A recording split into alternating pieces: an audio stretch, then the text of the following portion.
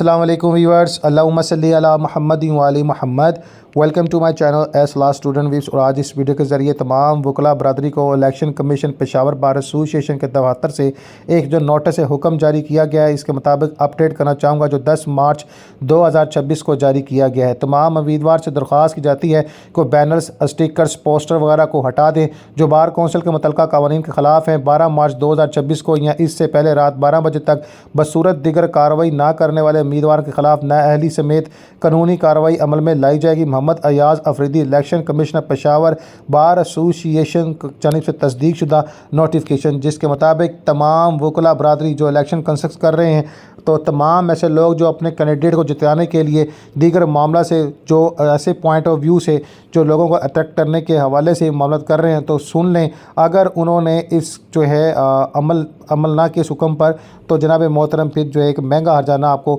Face کرنا پڑ جائے گا۔ یہ بھی پاسبل ہے کہ آپ کا کینڈیڈیٹ الیکشن فیس نہ کر سکے۔ باقی بار کونسل نے بھی یہ رولز آلریڈی متعارف کروایا تھا، جو کہ جناب محترم جس کی پاسداری کے حوالے سے